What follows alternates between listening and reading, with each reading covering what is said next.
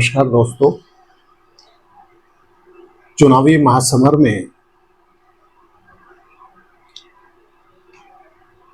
महासमर में एक दूसरे पर व्यंग बाण चलाने के सिलसिले बदस्तूर जारी हैं। चुनावी पंडित अपने कयास, अपने आकलन में जुटे हैं। इन सब कवायदों के बीच इस समय स्वाति मालीवाल बहुत बड़ा मुद्दा बन गई है। ये उनका बड़प्पन है। वो अपना ट्वीट पर पोस्ट डालते हुए कहती हैं कि मेरा मुद्दा इतना बड़ा नहीं है, देश हित में और भी बड़े मुद्दे हैं। लेकिन एक ये स्वाति मालीवाल का मुद्दा नहीं है, ये नारी अस्मिता का ढिंढोरा पीटने वालों को आईना दिखा गया है। स्वाति मालीवाल का मामला, स्वाति मालीवाल के साथ घटना हैरत अंगेज अंदाज में हुई है।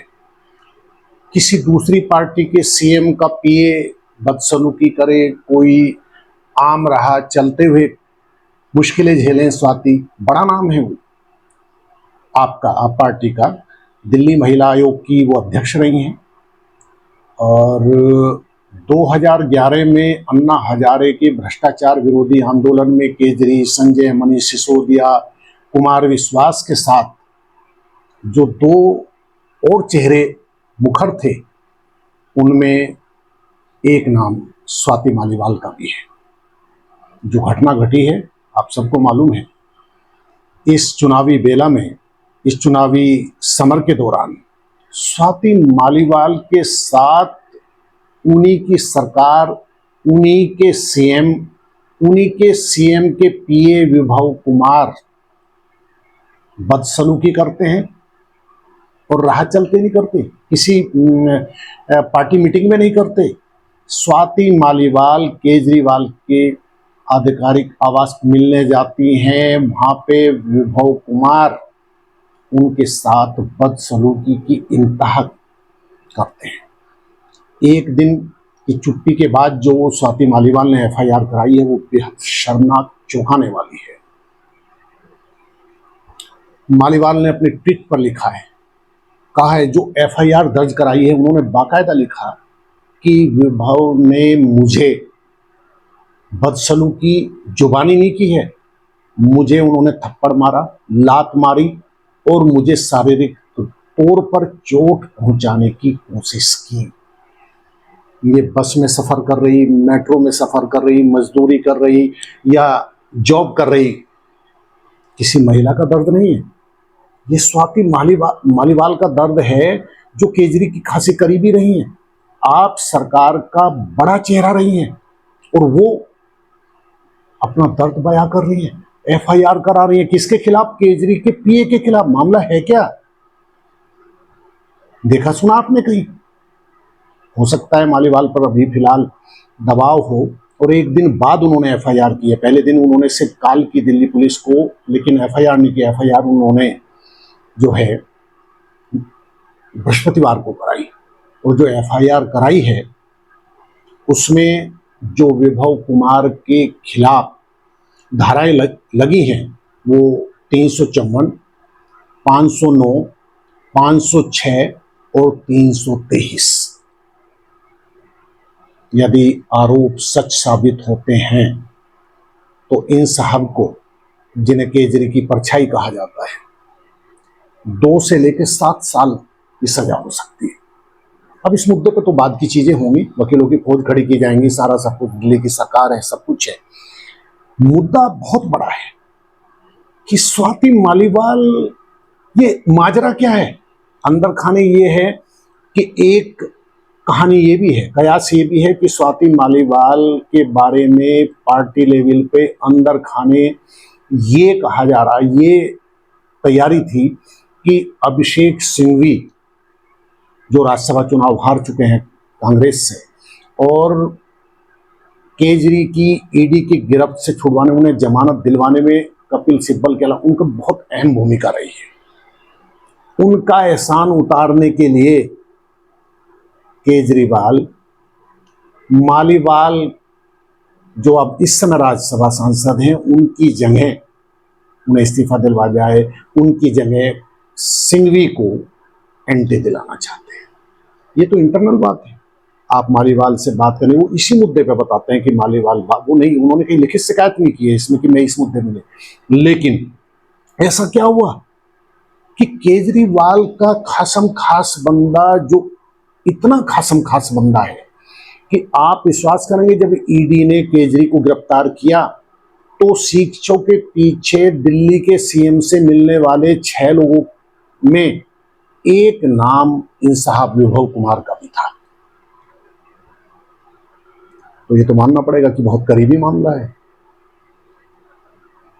और किसके खिलाफ बदसलूकी की है? अपनी सांसद के खिलाफ। अपनी उस महिला चेहरा, बहुत बड़ा, आतिशी के अलावा स्वाति मालीवाल बहुत बड़ा चेहरा रही है। 2011 में अन्ना के भ्रष्टाचार विरोधी आंदोलन में उनके पति नवीन जयहिंद और वो दोनों, वो भी इस आंदोलन के बहुत बड़े चेहरे थे। और 2011 में दोनों ने शिरकत की आंदोलन में। उसके बाद, और विभव बाबू भी इसी आंदोलन की प्रोडक्ट हैं। केजरी से उनकी करीबी हुई और उसके बाद नजदीकियां इतनी बड़ी कि 2015 में उन्हें निजी सचिव बनाया गया। और आज की तारीख में केजरी के सबसे विश्वस्त बंदों में यदि किसी का नाम शुमार है तो वो विभव कुमार का है। तो फिर मैसेज किसने करने किया? मालीवाल के साथ इस स्तर पर उतरने के लिए कौन है पर्दे के पीछे बंदा? सजा मिलनी चाहिए, सख्त मिलनी चाहिए। लेकिन सवाल ये, नवीन जयहिंद, रिश्ते खत्म हो जाते हैं लेकिन एहसास खत्म नहीं होते। इसी मामले में स्वाति के साथ बाकी लोग भी आए हैं। प्रियंका गांधी ने भी ट्वीट किया है कि हम महिलाओं के साथ हमेशा खड़े हैं। और नवीन जयहिंद ने कहा है कि वो झांसी की रानी है, वो दबने वाली बंदी नहीं है। लेकिन अब तक एक्शन क्यों नहीं हुआ? अपनी सरकार का बंदा, अपने सीएम का बंदा, और बदसलूकी कर जाता है स्वाति के साथ। वो संजय सिंह को कहते हैं केजरी का तोता है, जो वो कहेंगे वही बोलेंगे।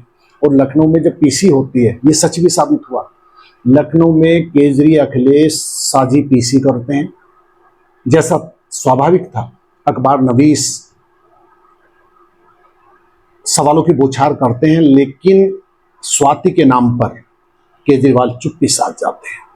वो ये तो कहते हैं, इस अजीबोगरीब गणित को वो फिर दोहरा रहे हैं, पिछले 8 दिन से दोहरा रहे हैं वो जेल से छूटने के बाद, कि यदि पहले बहुमत आया तो, और नहीं आया, यदि सरकार बनाने के लिए जुगाड़ तंत्र बीजेपी को करना पड़ा तो मोदी पीएम नहीं होंगे, शाह पीएम होंगे। और अगले 2 महीनों में उसके बाद यूपी के सीएम योगी की छुट्टी कर दी जाएगी। ये कहानी फिर बताते हैं वो लखनऊ में।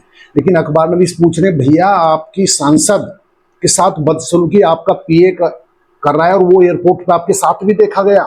एक्शन करने के बजाय आप पीसी में चुप्पी साध जाते हो। और अखिलेश उससे भी एक कदम आगे बढ़ते हैं।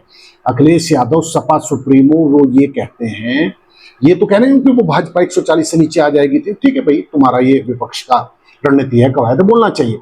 लेकिन जब मालीवाल स्वाति के नाम पर उन्हें कुरेदा जाता तो कह हैरत अंगेज जवाब है कि मालीवाल से भी बड़े मुद्दे देश में हैं। क्या हो गया है नेताओं को?